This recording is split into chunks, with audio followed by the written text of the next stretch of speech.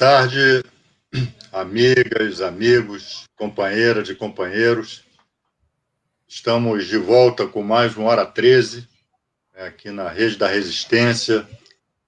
Hoje temos um convidado para lá de especial, que é o nosso companheiro, meu amigo, camarada, Zé Genuíno, com quem vamos bater um papo sobre esse resultado eleitoral do primeiro turno, as perspectivas do segundo turno, as perspectivas do Brasil, toda essa pauta, toda essa agenda que o processo eleitoral nos coloca, mas que boa parte dessa agenda é uma agenda permanente, na sociedade brasileira, no processo político brasileiro.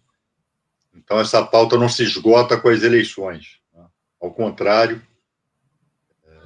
as eleições de 2020, ela se desdobra, para cenários futuros que nós vamos ter que enfrentar, saber como enfrentar, enfim, e atualiza uma série de questões sobre as quais a gente vem se debruçando, vem debatendo há tempos, como, por exemplo, a união das esquerdas, Frente Ampla ou Frente Popular, Frente de Esquerda, enfim, uma série de questões aí que nós vamos aqui configurar aqui no nosso bate-papo. Mas antes de nós entrarmos, peço a vocês que nos digam se o som está chegando bem, se o vídeo está chegando bem. Quero muito saber também de que cidade você está falando. É muito comum aqui, entre nós, Genuíno, nos debates, nas conversas, pessoas que estão no exterior, ou passando temporada, ou, enfim, vivendo, morando lá, também participam assiduamente aqui das nossas conversas. Então, eu quero muito saber de onde você está falando do exterior, de que cidade. E você que está aí no YouTube, vamos fortalecer a nossa presença por aqui. Inscreva-se no canal, o vídeo, tem a famosa like, enfim, isso não custa nada, nem tempo, nem dinheiro, mas pode significar uma qualificação nossa nas redes sociais, aqui no YouTube, enfim, marcar presença também nessa trincheira que acabou se transformando numa trincheira de luta no enfrentamento ao neofascismo, no enfrentamento aí com o populismo de extrema-direita. Tá? Bom, pessoal, como eu já antecipei, hoje tenho a honra, a satisfação de receber aqui conosco para essa conversa o companheiro Zé Genuíno. Eu não vou perder tempo aqui apresentando Zé Genuíno. Todo mundo sabe quem é, enfim. Apenas ressalto, tenho a honra de ter a presença dele aqui e de realçar a profunda admiração que eu tenho por ele. Trata-se aí de um dos grandes brasileiros que nós temos nas fileiras da esquerda, nas fileiras do Partido dos Trabalhadores, de quem eu tenho a honra de ser amigo, camarada e companheiro. Então, Zé, seja muito bem-vindo, e muito obrigado aí por ter atendido ao nosso convite. E nós estamos vendo, Genuíno, esse cenário que está se desenhando aí após o primeiro turno. Como sempre, já se tornou uma tradição aqui no Brasil. A morte do PT foi, mais uma vez, anunciada, Anunciou-se mal consolidados os votos, consolidada a apuração, que o PT foi o grande derrotado dessas eleições. Mas se nós formos aí confrontar esse tipo de afirmação com os números, não é bem assim. Se nós não temos razão para estarmos comemorando, estamos muito longe de ter razão em estar chorando, em estar lamentando o resultado. Pelo contrário, ao revés do que se afigurava nos primeiros meses antes das eleições, muita gente, alguns de nós, inclusive, vaticinavam que o PT ia ser fragorosamente derrotado nessas eleições. Não foi o que se deu. Nós estamos aí no segundo turno aí em diversas cidades, elegemos vereadores aí em diversas cidades. Então, repito, né, se não foi um resultado auspicioso, mas está muito longe de ter sido um resultado que nos levou à derrota, né? Acho já um consenso aqui nas análises mais isentas que o grande derrotado foi o bolsonarismo, foi a extrema-direita, e o popular centrão, né, pelo menos os números apontam, teve uma participação aí importante aí em termos de vitórias, né, em diversas cidades, ganharam em capitais importantes aí no primeiro turno, né? Então, e é claro que a, a política, né, voltou ao cenário, né? A chamada nova política, a chamada negação da política, né, insere-se no rol de derrotas aí do bolsonarismo. Então, eu queria saber de você, Genuíno, como é que se você engrossa esses consensos, e qual é o teu balanço aí, né, desse primeiro turno? Bem, companheiro Aldidamos, é um prazer muito grande e eu quero expressar, Damus, o meu respeito, a minha amizade, testada na luta, testada nos debates, testada nos enfrentamentos. E principalmente no nosso compromisso de construir um projeto democrático, popular, socialista, representado principalmente pelo PT. Eu acho que a leitura dessas eleições é muito importante. E eu concordo, em princípio, com os elementos que você colocou, e eu queria adendar. Primeiro, uma eleição atípica, em plena pandemia, uma eleição em que não houve grandes debates e que não houve grandes manifestações. Portanto, para a esquerda que se baseia na mobilização, no enfrentamento, essa foi uma eleição como nunca a gente tinha visto nesse processo que o Brasil está vivendo. Então, eu acho que, nesse sentido, a eleição ela também se dá num quadro de uma crise sistêmica. A crise do coronavírus, a crise econômico-social, a crise institucional, a crise mundial, a crise ambiental, há uma crise geral no sistema de dominação. E essa crise, Damos, ela é a primeira eleição após essa crise. Portanto, se a gente considerar que havia um clima de tentativa de liquidar a esquerda, você tem razão. O PT, de uma certa maneira, sobreviveu bem, o PSOL cresceu, o PT aumentou o número de votos, não de vereadores nem de prefeitos. Se você somar toda a esquerda e a centro-esquerda, a gente chega a 20 e poucos por cento de votos. Portanto, a esquerda se colocou no debate. E o fato do PT ter crescido nos municípios acima de 200 mil habitantes e estar disputando 15 segundo turno, com cabeça de chapa, e mais 3 com parceria com o PSOL e com o PCdoB, e também com algumas cabeças de chapa que nós estamos apoiando do PDT, no caso de Fortaleza, Aracaju, e do PSB, no caso do Rio Branco, no caso de Serra, no Espírito Santo, é sinal de que nós estamos colocados. Se nós não tivemos uma vitória contundente, nós também não... Nós derrotamos os prognósticos de uma direita midiática que pregava o fim do PT.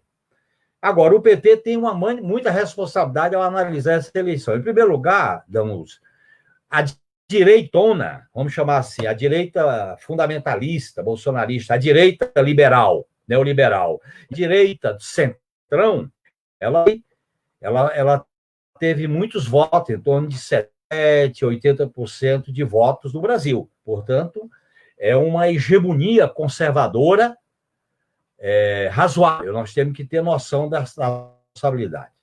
Por outro lado, o governo do capitão e o prefeito, sim, os partidos que ativos, mas ele perdeu a capacidade de ditar a agenda, de tomar a iniciativa. Cada vez mais ele é prisioneiro de 3 fatores: do centrão, que saiu fortalecido, da tutela militar e do sistema de justiça, principalmente por causa das investigações que correm no Rio de Janeiro em relação à sua família. Portanto, é um governo politicamente frágil, porque aquela autonomia, aquela iniciativa, aquela audácia neofascista, ela foi derrotada.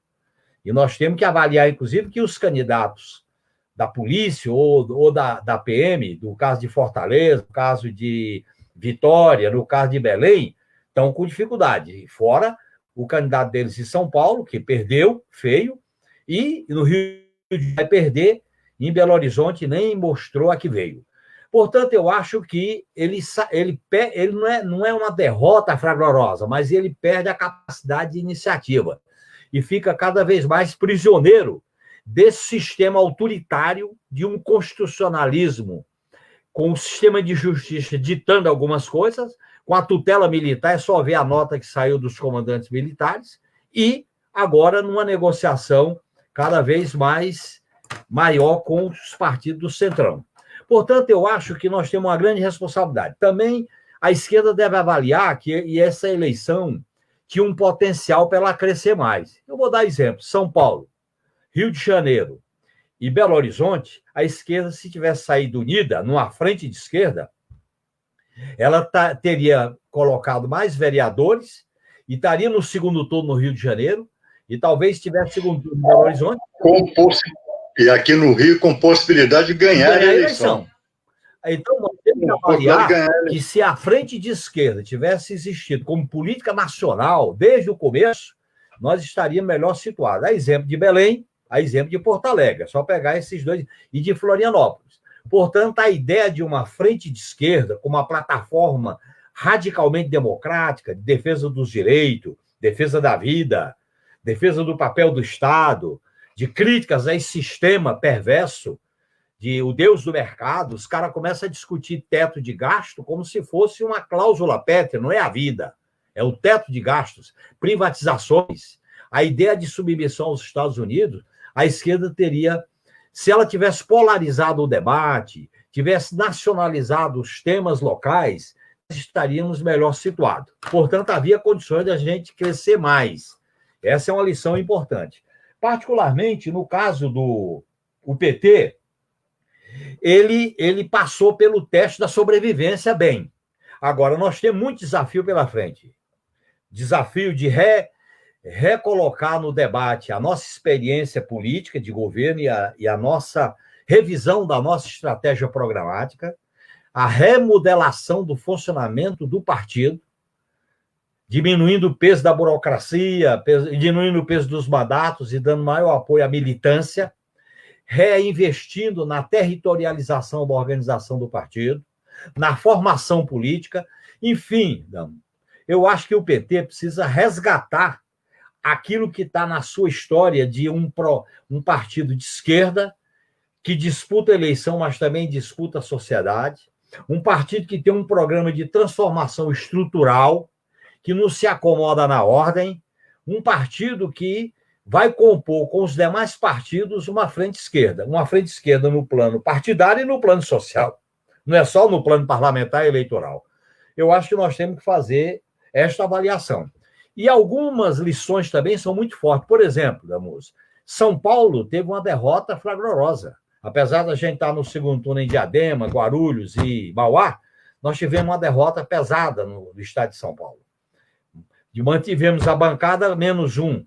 Não houve renovação na bancada de vereadores. No interiorzão de São Paulo, nós saímos muito mal, só 2 prefeituras que não teve segundo turno. Nós também não fomos muito bem aonde governamos com os governadores, Piauí, Rio Grande do Norte, mesmo na Bahia, apesar de estar em segundo turno em Vitória da Conquista e Feira de Santana, nós perdemos no primeiro turno da capital. Nós temos que colocar essas questões. Perdemos da capital da Bahia, Natal, Teresina, nós praticamente fomos liquidados no Rio Branco, né? Não tivemos candidatura nenhuma em Roraima. Isso tudo nós temos que discutir. E eu acho que era necessário a gente fixar bem o nosso campo de aliança, a nossa plataforma política muito clara de esquerda, e nós temos um desafio para concluir, Damus, é o enfrentamento deste governo e dos seus aliados e das suas políticas. Porque nós temos a possibilidade de um aprofundamento da crise de 2021. E se nós não tivermos força para enfrentar este governo, as suas políticas, o seu modelo econômico, o seu modelo institucional, nós poderemos estar colocados diante de uma situação ruim em 2022. Eu acho que eu defendo uma frente de esquerda e centro-esquerda, não defendo frente ampla, não defendo aliança como a gente fez quando governamos o Brasil. Eu defendo uma aliança mais definida, uma aliança com um programa claro para a gente enfrentar essa situação. E essa eleição ensina isso. Quer dizer, aonde a gente fez essas alianças, aonde a gente fez um discurso afirmativo, que o PT resgate a sua dignidade, tem lado. Eu costumo dizer, a terra é redonda, mas nós temos lado. Que resgate a firmeza, que resgate o compromisso com o povo, que a gente apresente soluções para enfrentar essa crise sanitária, a crise econômica e social. Eu acho que nós temos grande chance de crescer muito mais e derrotar os prognósticos de uma direita neoliberal e de uma direita neofascista que quer liquidar a esquerda.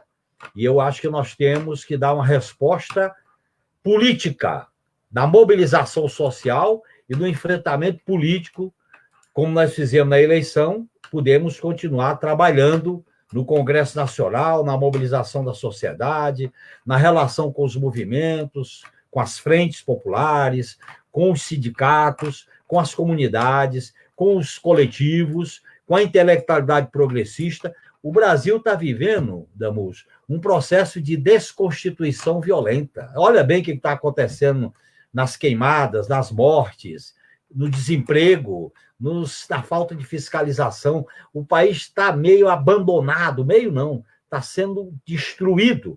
E nós temos que recolocar um projeto de defesa do país com mudanças profundas. Portanto, eu sou otimista com os pés no chão. Nem o 8, nem o 88. Nós temos uma situação favorável para dar resposta a esse desmonte, a essa destruição aniquiladora que o país está vivendo. E o retrato mais cabal é a discussão da pandemia, a discussão das vacinas, a discussão dos testes, a discussão do apagão. Num clima como esse, ficar discutindo o papel, a estatização, ficar discutindo teto de gasto, é um desrespeito ao sentimento e à vida da população brasileira. Nunes, você tem toda a razão, né? E em relação a um aspecto da tua fala, do teu posicionamento, primeiro a esquerda, e sobretudo o PT, vai ter que aprender, né? Vai ter que exercitar a leitura, né, do quadro que já se consolidou há algum tempo no planeta e aqui no Brasil, para superar, né, esse quadro. O PT, Genuíno, você viveu isso, você é fundador do partido, né? O PT acabou se acomodando ao longo da sua trajetória a ser um partido da ordem, a ser um partido constitucional, né?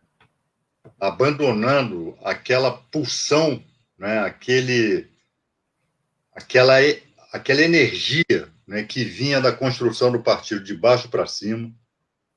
A PT veio paulatinamente se burocratizando e virou as costas para a sua militância, né? A militância do PT já há muito tempo não tem uma participação mais... Não lhe é permitido ter, né, uma participação mais decisiva nos rumos do partido. Nós fomos descambando para sermos um partido eleitoreiro, um partido eleitoralista, um partido parlamentar, né? E mesmo, e eu estive lá já há pouco tempo, eu compus a bancada federal do PT, e mesmo o militante parlamentar, de uma certa forma, fica jogado lá, né, ao Deus dará, no Congresso Nacional, né? Mesmo quem é detentor de mandato parlamentar acaba não tendo uma participação mais efetiva, né, nos rumos, né, nas diretrizes que o partido adota, né? O PT tornou-se um partido com baixa densidade de debate interno, de debate democrático, e isso precisa ser ressuscitado. A nossa agenda, né, ao mesmo tempo que você fala, e eu concordo plenamente, né, não pode ser diferente, nós temos que recuperar aquela energia que levou à fundação do PT, aquela noção de construção do partido de baixo para cima, mas, por outro lado, nós temos que atualizar a nossa agenda. Nós estamos muito distantes, por exemplo, daquilo que se apresenta nos dias de hoje, como agenda que os povos oprimidos clamam, que as sociedades clamam. Por exemplo, a agenda ambiental, né, a questão do meio ambiente, a questão do aquecimento do clima, as pessoas não têm o PT como referência nesse debate, né? O PT precisa incorporar essa questão, por exemplo, porque o que está em jogo aí é a sobrevivência da humanidade, né? O que nós estamos vendo aqui no Brasil, né, com esse desmatamento na Amazônia, a devastação do que restava da Mata Atlântica, a devastação que está acontecendo no Pantanal, isso diz respeito à sobrevivência da humanidade, né? E nós estamos muito distantes de termos uma agenda programática qualificada, né, em relação a esses temas, né? Nós precisamos, sem sectarismo, né, enfrentar aquilo que jocosamente, às vezes, até por parte de alguns de nós, que se convencionou chamar de pauta identitária, né? Nós temos que ter um debate sobre isso. Nós não podemos deixar isso para lá, né? Achar que isso é algo sui generis, é algo, enfim, com o qual nós não temos muito a ver, porque não diz respeito à luta de classe, só diz respeito à luta de classe, né? Só diz respeito. Então, Genuíno, eu acho que o PT também precisa se repensar, né?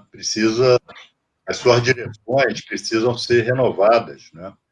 Nós precisamos estar mais colados às bases. Muitos dos vereadores que se elegeram, vereadores e vereadoras que se elegeram, são jovens, né? Jovens das periferias, né? Jovens que trouxeram para dentro do debate eleitoral a pauta LGBT, a pauta do racismo, né? A pauta do feminismo. Esses companheiros, essas companheiras, não podem estar à margem, né, dos debates que levam à eleição da direção do partido, né? Esse afastamento da direção com as bases, isso precisa ser diminuído, isso precisa ser, né, mitigado, isso precisa ser eliminado, né? Nós não podemos mais, se nós queremos nos afirmar como uma força de esquerda revolucionária, né, que ainda tem relevância no debate político nacional, nós não podemos deixar que a burocracia partidária se consolide, né, e vire as costas, né, para uma militância tão rica, uma militância tão plural, né, que o PT ainda tem, apesar de todos os pesares. E acho que quadros como você são fundamentais nesse sentido, porque também ter ilusões, né, com determinado tipo de aliança, como nós já tivemos. Nós até estávamos comentando aqui, antes de entrarmos aqui entrar no ar, né? O que está acontecendo lá em São Paulo, o que está acontecendo no Recife? Os até então bem comportados candidatos, né, o Covas aí em São Paulo e o João Campos lá no Recife, até então muito bem comportados, né, civilizados, né, direita ou centro-esquerda civilizados, e agora nós estamos vendo como é que eles estão se comportando, né? Uma campanha difamatória, uma campanha que tangencia a extrema-direita, né? Tanto lá no Recife quanto aí em São Paulo, né? O que mostra para nós que a nossa direita, os nossos liberais, quando estão no impasse, quando são apertados no mero debate, né, se valem de estratagemas de extrema-direita, muitas vezes até fascistas, né, para quando, né, nós nos colocamos fora da zona de conforto, né? Você não acha, né, você não acha que esse quadro PT precisa se afirmar com o seu projeto revolucionário? Sobretudo, claro, programa estratégico pós-pandemia? Olha, Damuso, você tem toda a razão. Primeiro que a direita e os liberais mostram a sua verdadeira face e abre a caixa de ferramenta. É o que está acontecendo em São Paulo, Rio Grande do Sul, em Porto Alegre e Recife. Em segundo lugar, não é a primeira vez na história do Brasil.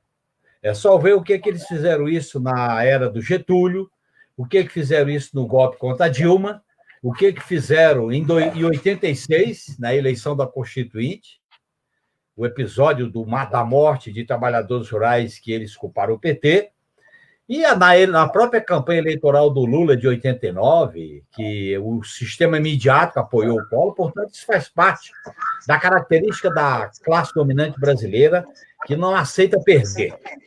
E nós não podemos ter ilusão nessa forma. Eu acho que essa é uma observação. Segundo, o PT tem que resgatar, na sua história de 40 anos, os momentos dessa rebeldia democrática.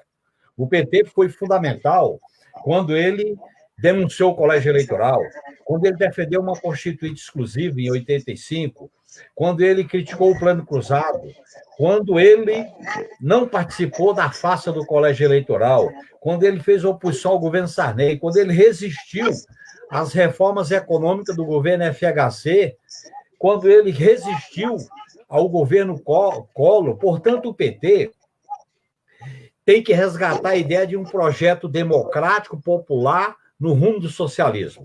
E eu acho que isso é fundamental, atualizar esse projeto à luz das novas exigências. Por exemplo, a questão democrática ela tem que ser radicalizada no método, que é a soberania popular, e no conteúdo.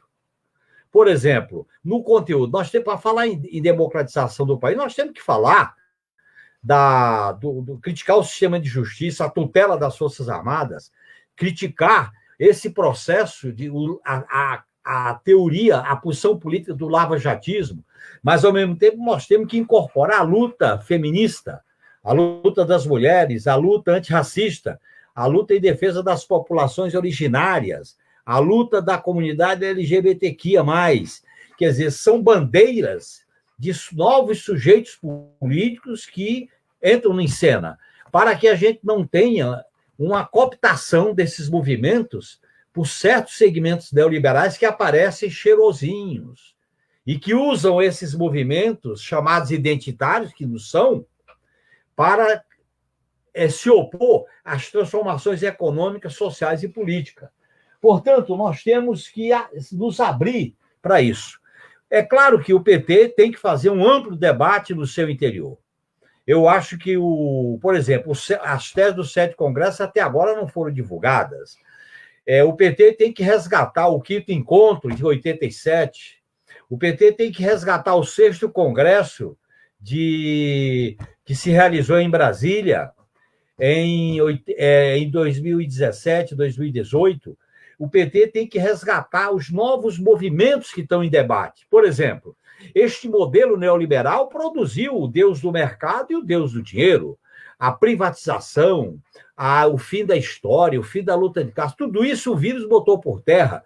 Então, nós temos que rearticular a nossa estratégia programática, nós temos que reestruturar o nosso sistema de aliança, nós temos que reestruturar um aprofundamento da luta democrática. E esse aprofundamento, você tem razão, Damuso, é disputando a eleição, mas também com presença na sociedade.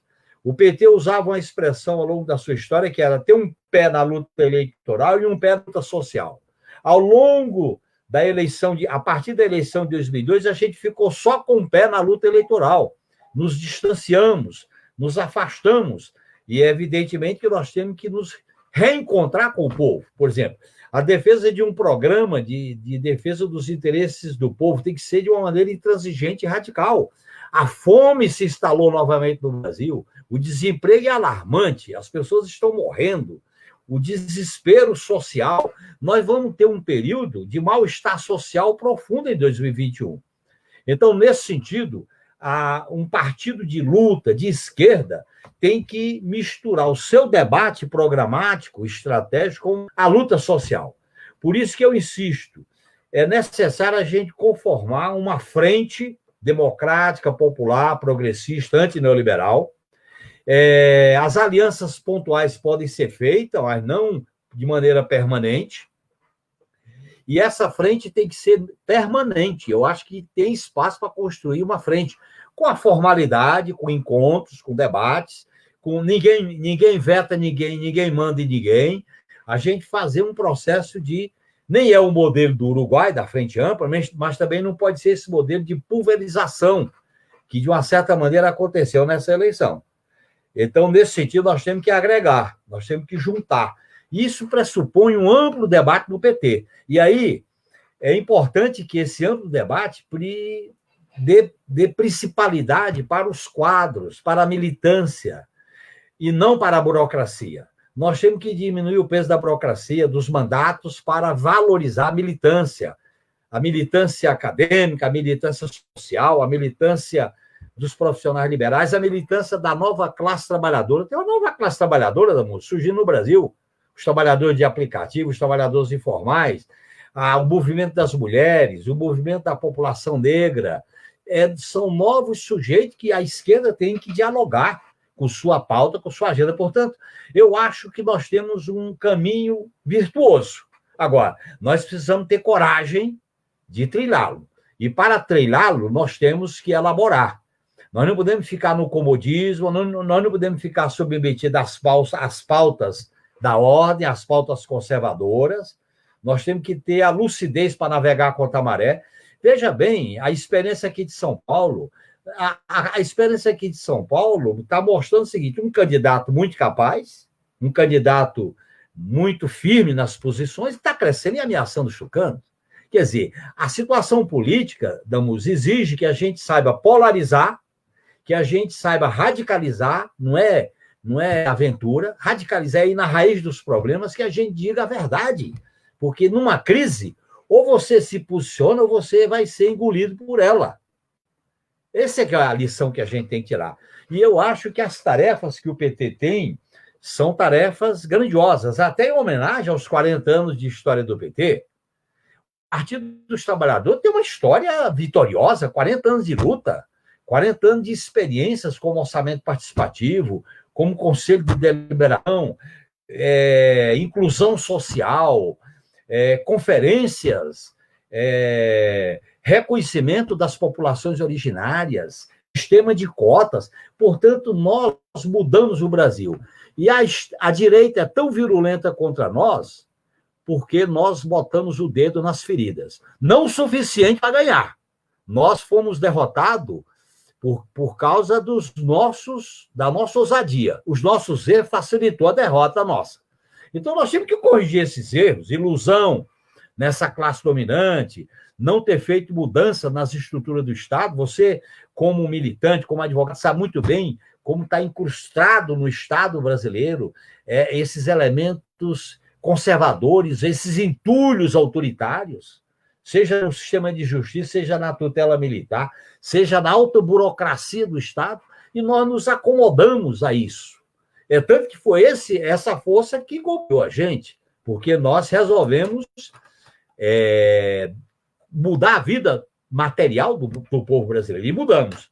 Então, nesse sentido, eu acho que nós temos que olhar, eu costumo usar a imagem do carro, o retrovisor e o para-brisa. Nós temos que levar em conta o retrovisor, que são as lições, a autocrítica, a avaliação, mas sempre com para-brisa para saber para onde a gente vai, porque se a gente não souber para onde a gente vai, a gente fica se auto-purgando, se auto-maltratando, se auto-penitenciando. Não, nós somos militantes de causas, de sonhos, de projetos, e é para isso que a gente olha o passado para tirar lições e continuar firme no presente e no futuro. Tem uma nota triste aqui agora, né? Não sei se você já viu, o Maradona morreu, rapaz, acabou de falecer, né? E, enfim, uma pena, uma nota triste, né? Muito triste. Grande jogador, né? Uma figura controversa, mas um grande jogador, grande, dos maiores da história, e um homem como homem, né? Sempre se posicionou ao lado democracia, dos trabalhadores, da democracia, prestou solidariedade ao presidente Lula quando o presidente Lula esteve arbitrariamente preso lá em Curitiba. Então fica essa nota triste, né? Esse registro Acabou de acontecer. Eu queria também, né? Damus, me associar a essa manifestação sua e dizer também que hoje teve um episódio muito triste no interior de São Paulo. Olha bem, na região de Bauru, Avaré, um ônibus contratado pelos trabalhadores de uma empresa, esse ônibus sem fiscalização, teve um acidente e morreram 41 pessoas. Eu vi. Você viu, né? Quer dizer, nós não podemos aceitar esse descalabro. Né? Não, o Brasil, no Brasil está à deriva, não é? Está à deriva. Mas não é simplesmente, é um projeto, não é simplesmente que se tenha deixado para lá, é um projeto, está à deriva, é um projeto para estar à deriva. Eles só cuidam da oligarquia financeira, privatização, exatamente, dívida pública, quem compra títulos, quem lucra com a especulação. As coisas do povo, vacina, testes, emprego, renda, auxílio emergencial, isso tudo é secundário. Perde a capacidade de fiscalização. Veja bem, 22 dias de escuridão no Amapá, Damus. 22 dias. Quer dizer, é processo de liquidação das instituições que fiscalizavam, das instituições que protegiam. Portanto, nós temos que nos indignar. E, agora, transformar essa indignação em mobilização para dizer um basta a isso. Porque a coisa é tão perversa que o povo vai baixando a cabeça, baixando a coluna, diante de tanta tragédia.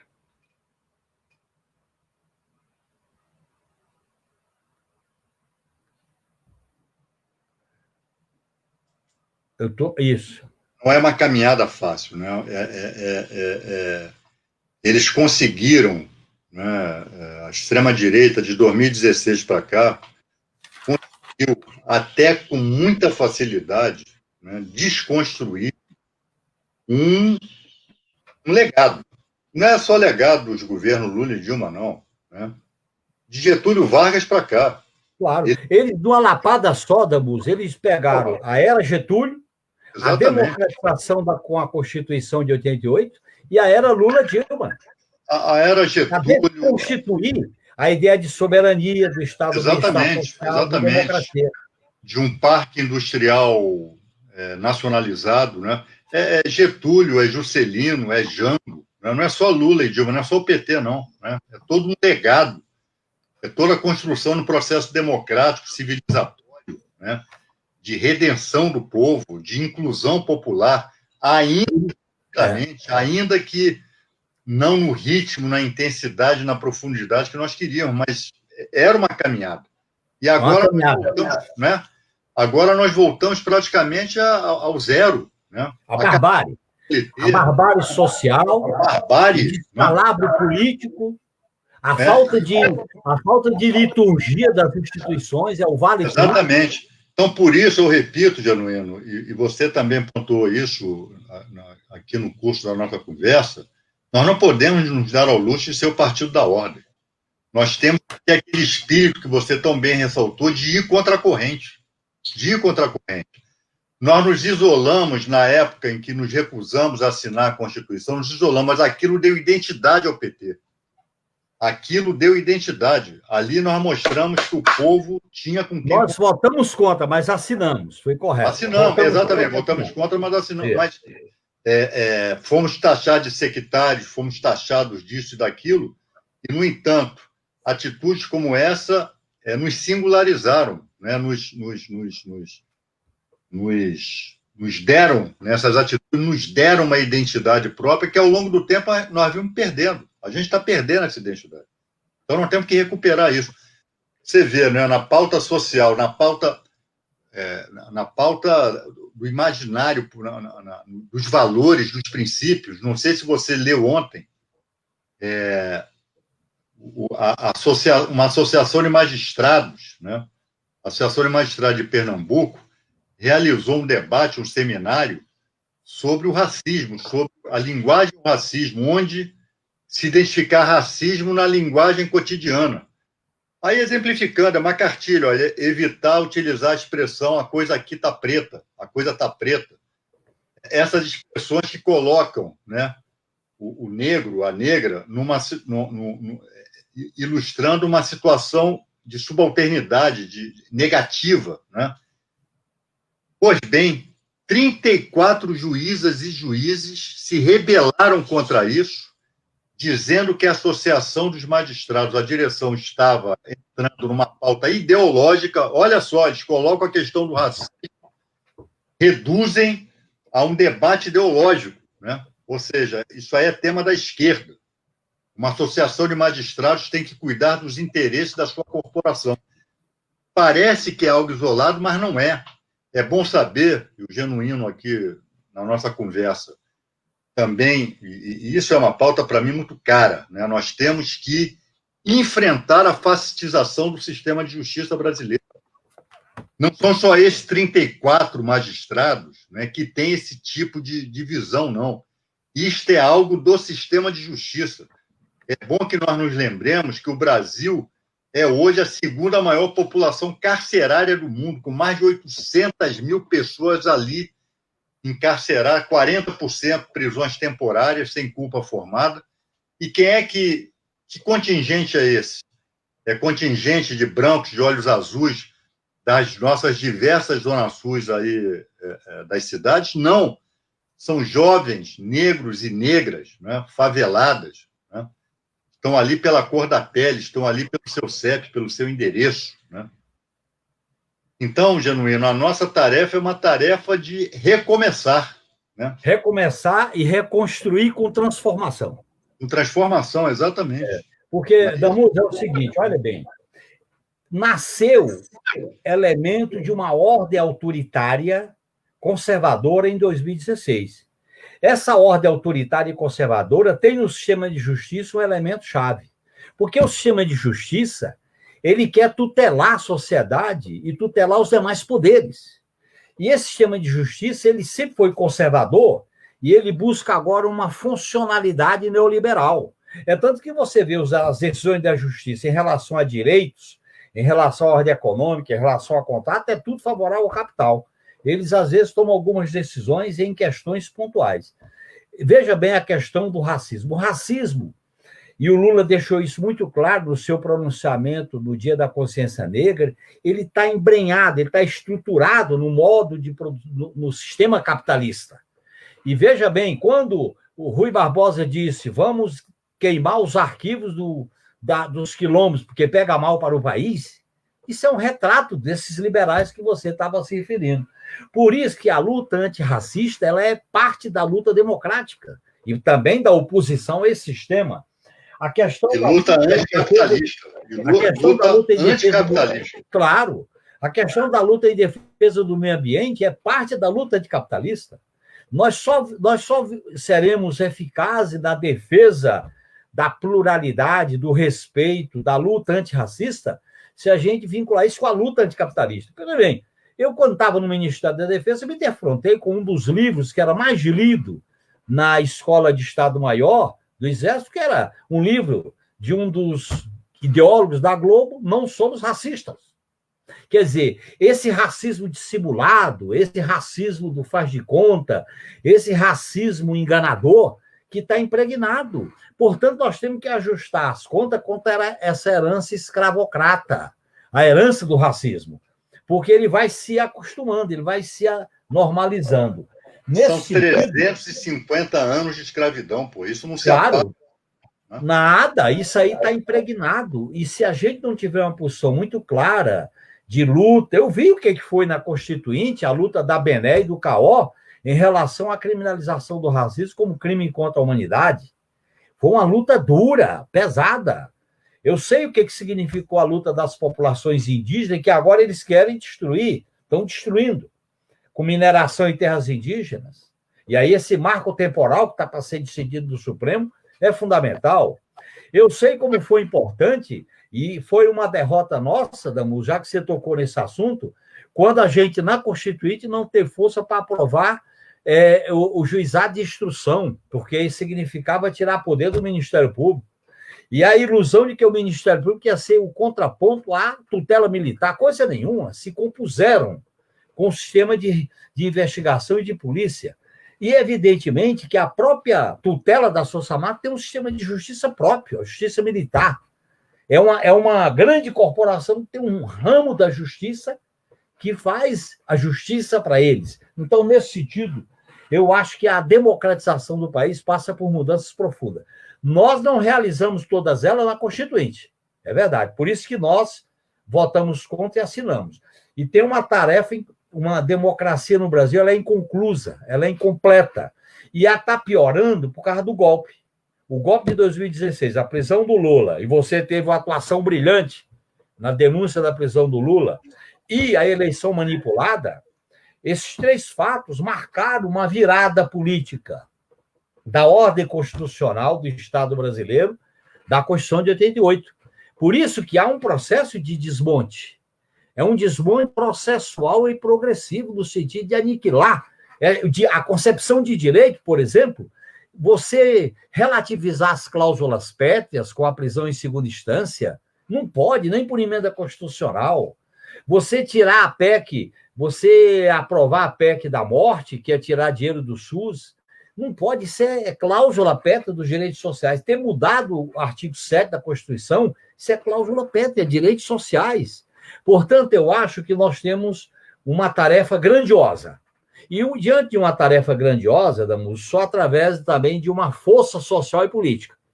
Esta ordem, eu digo francamente para você, esta ordem que foi deformada, desfraudada, esta ordem que foi vilipendiada, ela não pode, nós não podemos aceitá-la.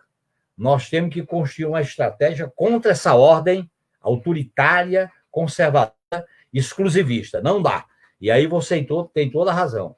A gente tem que disputar a eleição, tem que disputar espaço em prefeituras e governos, tem que disputar espaço no Congresso, mas o espaço da sociedade tem que ser reconquistado por um partido que nasceu da luta social.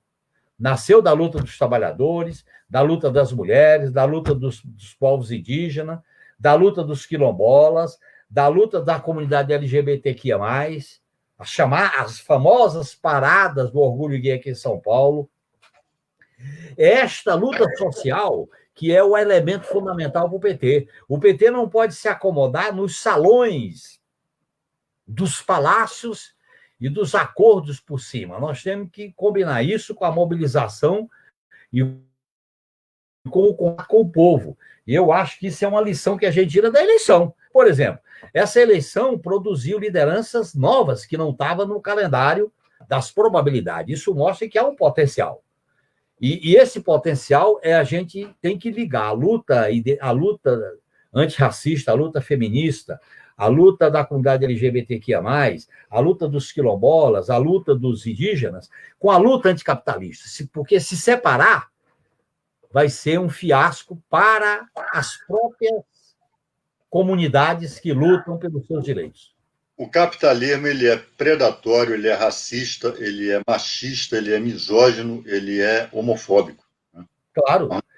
Ele aprofunda a desigualdade, o preconceito e a discriminação como uma racionalidade do funcionamento dele.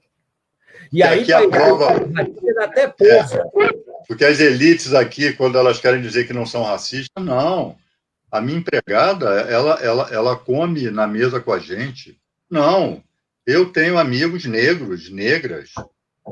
Não, eu dou bom dia a negros e negras.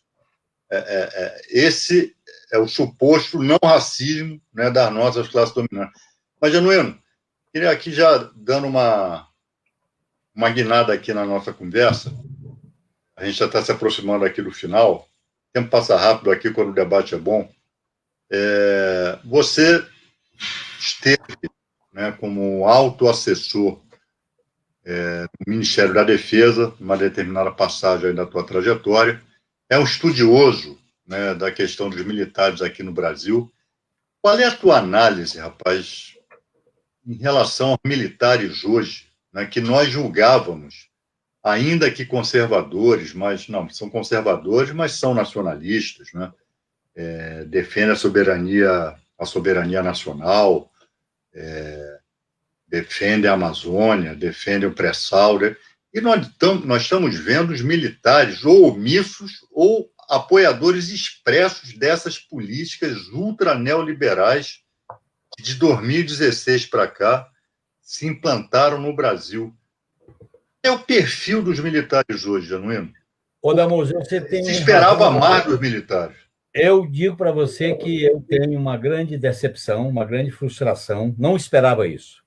Mas eu fui compreender que na história das Forças Armadas existem 3 elementos que se juntaram no papel que desempenha hoje. É o corporativismo dos privilégios. Por isso que aí se materializou de não ter a reforma da Previdência, se materializou em não ter limitação de gastos, se materializou, inclusive, com a quantidade de 9 mil militares do governo. O segundo elemento é uma autonomia em relação ao poder civil. E eu vou dar como exemplo essa nota dos comandantes. Os comandantes fazem uma nota dizendo o seguinte: quem fala por nós é o ministro da Defesa. É o contrário. Na democracia, o ministro da Defesa é o poder civil que emana do povo para o aparato militar. Mas eles inverteram. Em terceiro lugar, uma espécie de tutela das instituições. As Forças Armadas, não é papel das Forças Armadas falar da estabilidade institucional, da ordem institucional, da transparência, dos twitters da época do golpe. Não é tarefa. Portanto, há uma espécie de tutela. O próprio artigo 142 da Constituição expressa isso, quando diz lei e ordem. Lei e ordem é tudo. Eu fui derrotado da Constituinte porque eu queria tirar o que eu chamava desse rabicho.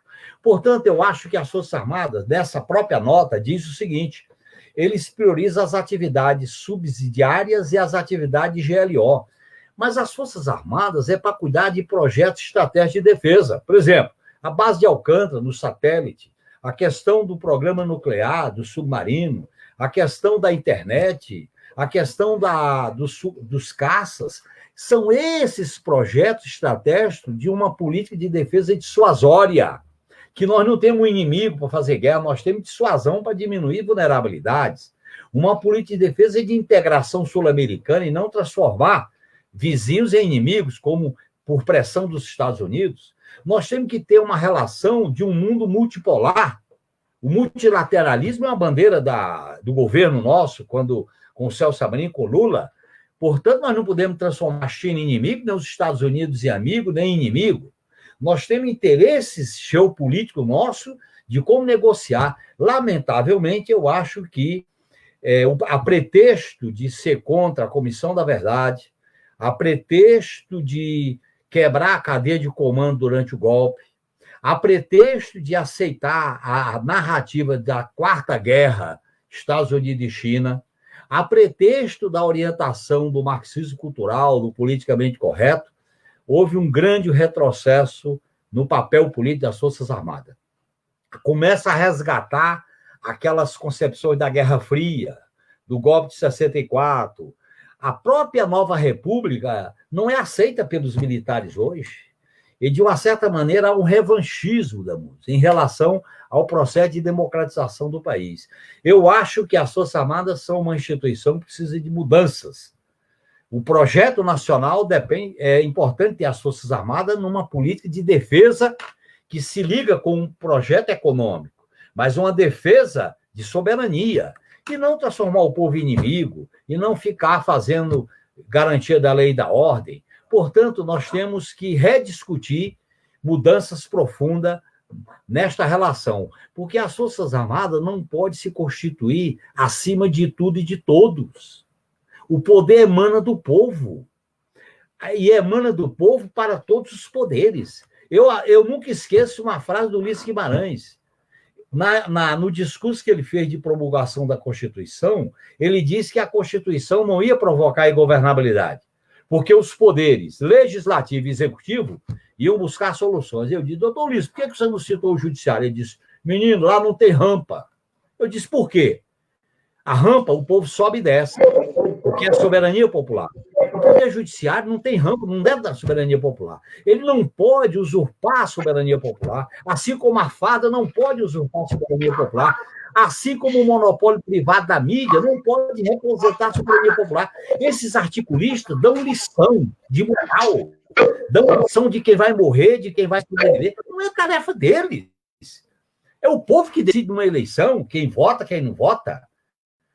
E aí eu acho que nós temos que fazer uma discussão profunda dessas questões, até porque nós nós, na questão das leis, nós aprovamos no nosso governo algumas leis que foram equivocadas, no meu modo de entender. Então, eu acho que é importante esse debate. Plenamente. Mas, especificamente sobre as Forças Armadas, eu acho que nós estamos diante de um grande retrocesso. Veja bem o que está acontecendo no Ministério da Saúde. Essas alturas tinha que ter um plano de vacinação. Nem para isso serve o ministro um militar no Ministério da Saúde. Tem que ter um plano estratégico, transmitir confiança ao povo. O povo está se sentindo, ao Deus dará, está se sentindo desprotegido. Ninguém sabe o que vai acontecer amanhã com a produção de vacina e com a vacinação do povo. Quer dizer, não dá. Eu acho que, nesse sentido, eu acho que nós temos muita responsabilidade de discutir. É uma agenda grande, viu, Danus? É uma agenda pesada. Mas nós temos que ter coragem, ousadia e lucidez para enfrentá-la. Nós não temos outro caminho. O caminho é o da luta. Só a luta impedirá a hecatombe. Eu concordo plenamente e acho que as nossas fontes inspiradoras de hoje, né, são os exemplos lá da Bolívia e do Chile. Esses exemplos é que devem nos nortear. Né? Inclusive, Damus, é interessante se observar que a criminalização da política perdeu espaço dessa eleição. A teoria do lava-jatismo perdeu espaço. A Bolívia, o Chile mostram que o caminho é da soberania popular, da participação, é do povo. Esse salvador da pátria não vai salvar a pátria coisa nenhuma. O Brasil já tem exemplo marcando disso. Exatamente. E no Chile foi uma coisa extraordinária, né, rapaz? O povo reunido em multidão revogou a Constituição. Claro. Uma lei, né, uma Constituição que não foi revogada pelo parlamento, foi revogada pelo povo, nas ruas. Claro. Essa Constituição não serve mais. E agora nós vamos nos reunir para promulgar outra. Né? E não vai ser Congresso transformado em Constituinte como foi o nosso. Vai ser Constituinte livre, soberana, exclusiva, como nós sempre defendemos. Então, esses são os exemplos aqui nos quais a gente deve se mirar, né, Genuíno?